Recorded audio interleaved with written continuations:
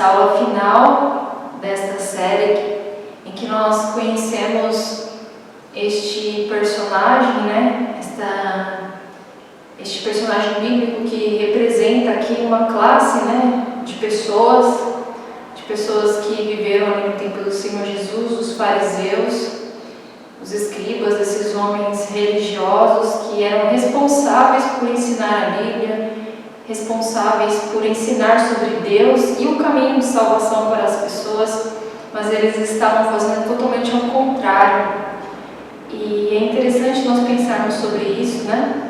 Porque nós vimos nessas últimas lições que nós podemos agir como esses homens, nós podemos, mesmo sendo adolescentes, crianças que já conhecemos a palavra de Deus, que vamos à igreja, que estudamos a Bíblia em casa, temos a nossa família de crentes, nós podemos agir também como aqueles homens, estar com os nossos corações endurecidos contra o Senhor, não desejando crer no Senhor, não desejando obedecê-lo, não desejando a salvação, ou às vezes desejando a salvação, mas pelos motivos errados, com o coração, com o sentimento errado. Então, nessa aula de hoje, nós vamos responder a esta pergunta: como podemos ir então para o céu? Como eu posso saber que eu estou indo para o céu? Nós vimos que esses homens, os fariseus e os escribas, eles foram esses que agiram totalmente errado. Eles fizeram ao contrário daquilo que eles deveriam fazer. E como então nós podemos saber o caminho certo? Então, a nossa leitura de hoje, a primeira é no Evangelho de Marcos, no capítulo 15, e nós vamos ler os versículos de 24 a 38. Então, essa vai ser a nossa primeira porção das Escrituras nesta aula, o Evangelho de Marcos, capítulo 15, a partir do versículo 24, diz assim: E havendo-o crucificado, repartiram as suas vestes, lançando sobre elas sortes, para saber o que cada um levaria. E era a hora terceira e o crucificaram. E por cima dele estava escrita a sua acusação: o Rei dos Judeus. E crucificaram com ele 2 salteadores, um à sua direita e outro à esquerda. E cumpriu-se a escritura que diz: e com os malfeitores foi contado. E os que passavam blasfemavam dele, meneando as suas cabeças e dizendo: Ah, tu que derrubas o templo, e em 3 dias o edificas, salva-te a ti mesmo e desce da cruz. E da mesma maneira também os principais sacerdotes, com os escribas, diziam uns para os outros, zombando: Salvou os outros e não pode salvar-se a si mesmo. Ó Cristo, ó Rei de Israel, desce agora da cruz, para que o vejamos e acreditemos. Também os que com ele foram crucificados o injuriavam. E chegada a hora sexta, houve trevas sobre toda a terra, até a hora 9. E à hora 9, Jesus exclamou com grande voz, dizendo: Eloi, Eloi, lama sabachthani, que traduzido é: Deus meu, por que me desamparaste? E alguns dos que ali estavam ouvindo isto diziam: Eis que chama por Elias. E um deles correu a embeber uma esponja em vinagre, e pondo-a numa cana, deu-lhe a beber, dizendo: Deixai, vejamos se virá Elias tirá-lo. E Jesus, dando um grande brado, expirou. E o véu do templo se rasgou em 2, de alto a baixo. Vou repetir aqui o último versículo, 38, que diz: E o véu do templo se rasgou em 2, de alto a baixo. Essa foi a nossa primeira porção. Agora nós vamos para o livro de Hebreus, que está um pouco à frente. O livro de Hebreus, capítulo 9. Nós vamos ler os versículos de 1 a 15. Diz assim a palavra do Senhor: Ora, também a primeira tinha ordenanças de culto divino e um santuário terrestre. Porque um tabernáculo estava preparado, O primeiro, em que havia o candelabro e a mesa, e os pães da proposição, ao que se chama o santuário.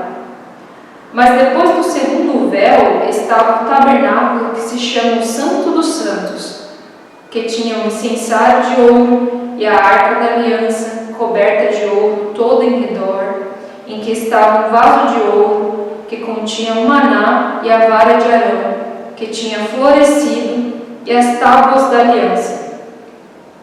E sobre a arca os querubins da glória, que faziam sombra no propiciatório, das quais coisas não falaremos agora particularmente. Ora, estando estas coisas assim preparadas a todo o tempo, entravam os sacerdotes no primeiro tabernáculo, cumprindo os serviços. Mas no segundo, só o sumo sacerdote uma vez no ano, não sem sangue, que oferecia por si mesmo e pelos pecados por ignorância do povo. Dando nisto a entender o Espírito Santo, que ainda o caminho do santuário não estava descoberto enquanto se conservava em pé o primeiro tabernáculo, que é uma alegoria para o tempo presente, em que se oferecem dons e sacrifícios que, quanto à consciência, não podem aperfeiçoar aquele que faz o serviço, consistindo somente em comidas e bebidas e várias abluções e justificações da carne, impostas até mesmo ao tempo da correção. Mas, vindo Cristo, o sumo sacerdote dos bens futuros, por um maior e mais perfeito tabernáculo, não feito por mãos, isto é, não desta criação, nem por sangue de bodes e bezerros, mas por seu próprio sangue, entrou uma vez no santuário, havendo efetuado uma eterna redenção. Porque seu sangue de dos touros e bodes, e a cinza de uma novilha aspergida sobre os imundos, o santifica quanto à purificação da carne, quanto mais o sangue de Cristo, que pelo Espírito Eterno se ofereceu a si mesmo imaculado a Deus, purificará as vossas consciências das obras mortas para servirdes ao Deus vivo?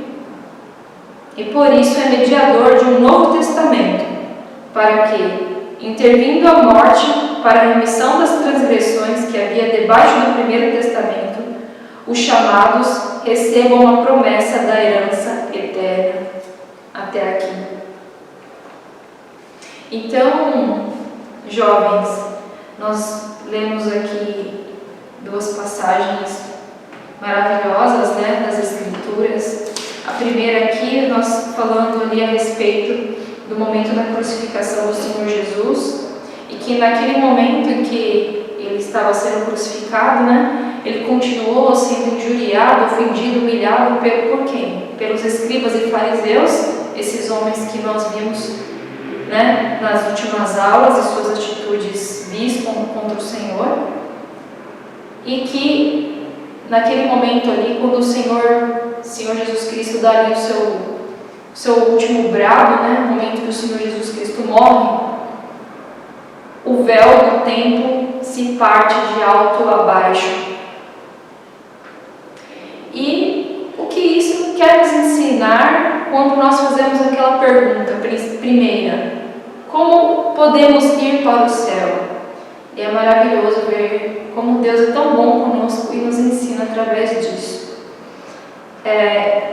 Pode ser que você em casa nunca ouviu falar, né, sobre o templo, sobre o véu do templo, sobre os sacrifícios que eram feitos naquela época, né, ao qual o povo tinha que fazer esses sacrifícios no templo.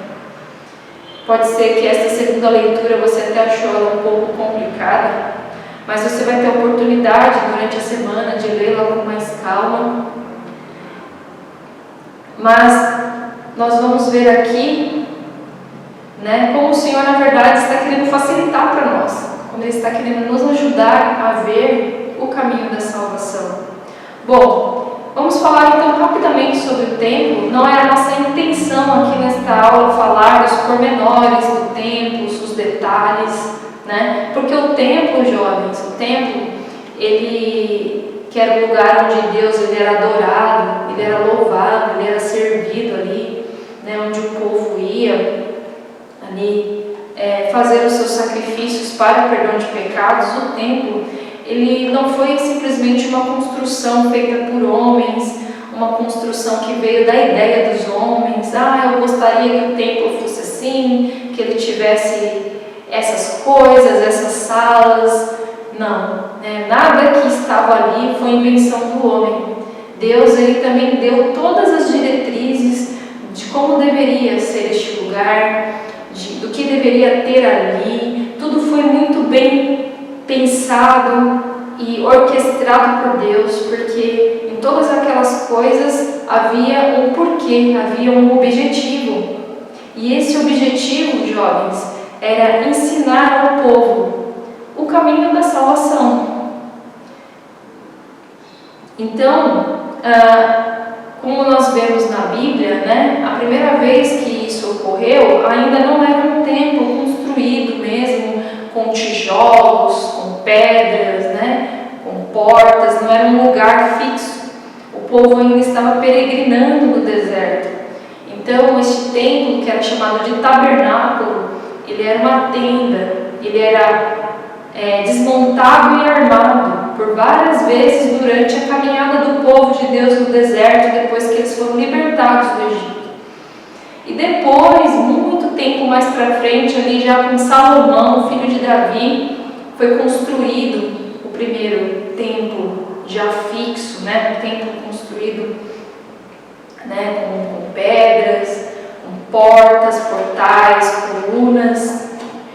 Mais tarde esse templo ele foi destruído e novamente ele vai ser reconstruído, e o último templo, que é esse templo aqui que se trata dessa passagem que nós lemos já no templo do Senhor Jesus, era conhecido como o templo de Herodes. E nós temos aqui um exemplo, você vai ver com mais detalhes aí na sua tela. A primeira imagem é a imagem ainda do tabernáculo, do templo de Moisés, que era este que era armado, desarmado no deserto. E depois essa imagem belíssima do templo, do templo de Herodes, do templo de Herodes. Vocês também vão ver uma imagem do templo de Salomão. Então, mesmo eles tendo pequenas diferenças, e principalmente por o tabernáculo ainda ser uma tenda, ele não era assim tão grandioso como o templo propriamente dito, todos eles tinham uma estrutura básica, uma planta básica, onde ficavam determinadas coisas, onde as pessoas poderiam entrar, onde os demais sacerdotes entravam, e um local muito especial chamado Santo dos Santos, ou o Lugar Santíssimo. E aquele era um local onde ficava a Arca da Aliança, que era um local onde Deus se representava ali, onde a presença de Deus era um local ali onde representava a presença de Deus, onde Deus de fato se manifestava ao povo ali no Antigo Testamento. Então era um local que, por ser ali o local da presença de Deus, não poderia haver pecado ali naquele local. Então ele era um local que ele era fechado com um grande véu, um grande e pesado véu. E o que nós podemos pensar, quando nós vemos essas figuras? Pensamos no porquê que havia este véu, essa cortina pesada. Bom, quando nós vemos algo fechado por uma cortina, por um véu, nós imaginamos que não é um local que deve ficar exposto, um local que deve ter circulação constante de pessoas, que aquele local ele está sendo protegido, que aquela cortina, ela já diz, pela presença dela, de que ali é proibida a entrada. E era justamente esse recado, esta mensagem que Deus queria deixar bem clara, que na presença dele, onde ele está, não é permitida a entrada de pecadores. Então, havia apenas um momento do ano que era permitida a entrada ali de uma pessoa, e essa pessoa deveria ser o sumo sacerdote, ali o principal entre os sacerdotes, e deveria haver um sacrifício, né? Um sacrifício de sangue, por ele próprio, pelos pecados do próprio sacerdote e pelo pecado do povo. E ele deveria entrar ali de fato, né, com o pensamento e o sentimento correto de arrependimento de pecados. Ele não poderia entrar ali de qualquer forma, despreocupado, pensando em outras coisas, porque ele simplesmente seria morto se isso acontecesse. Então, o povo daquela época, com isso, aprendia, primeiro, que Deus é santo, que Deus é justo, que na presença de Deus não pode haver pecado. Então, o povo também aprendia com isso como o pecado era algo terrível, como o pecado o separava de Deus, como o pecado era aquele grande mal que os enviaria um dia para o inferno se eles não se arrependessem e buscassem ao Senhor. Então, todas essas coisas que parecem complicadas e difíceis, na verdade, era o Senhor facilitando, ensinando o povo sobre a sua santidade, sobre a sua justiça e sobre o mal do pecado.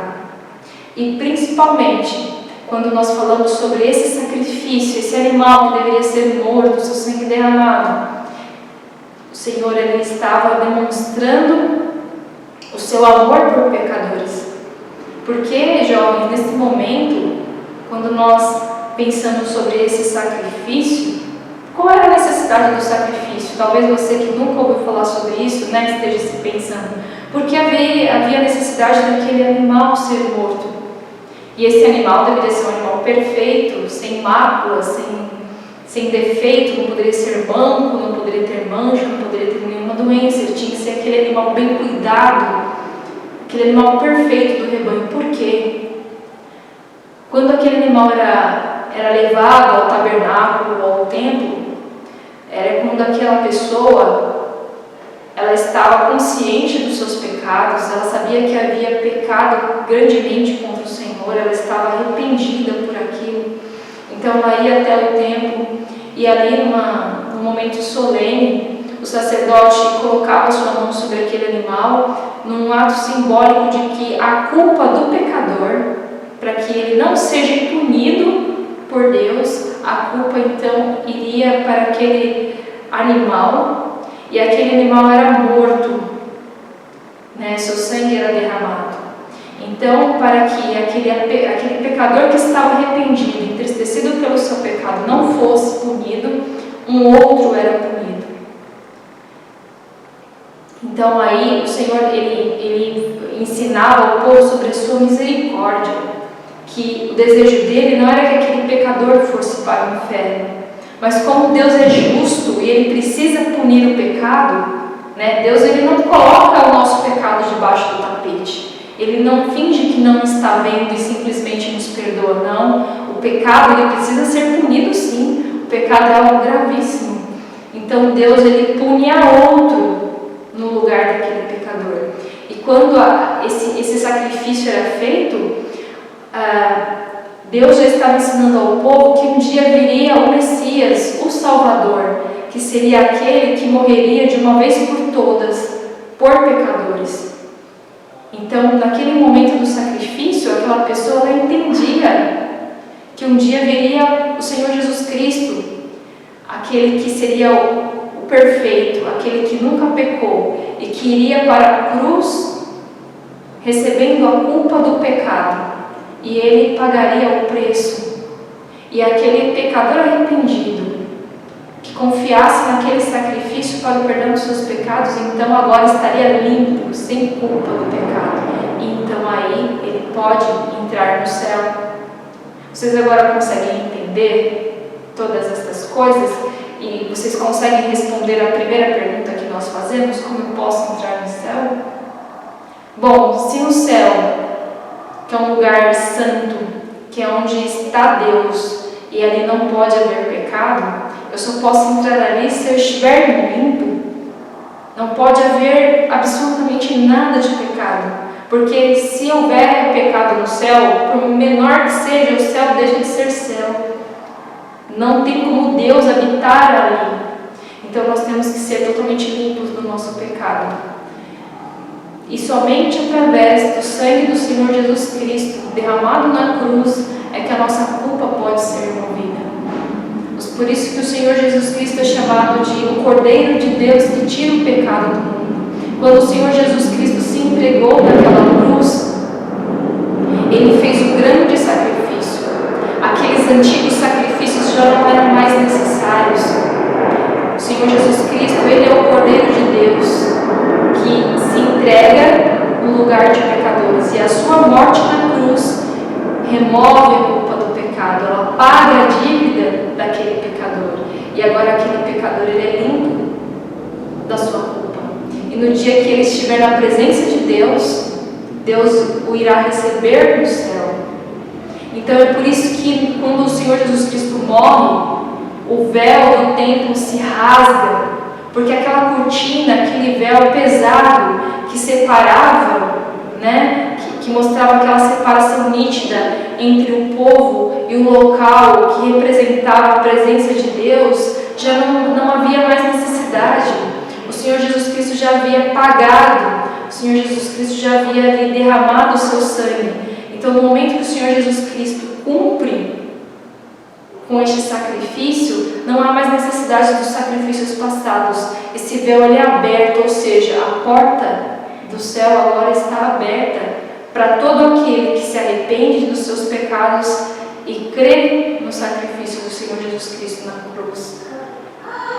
Então, jovens, nós vemos como isso é maravilhoso, nós vemos o amor de Deus por nós. O próprio Senhor, Ele foi o que se preocupou, em primeiro lugar, com a nossa situação de pecado.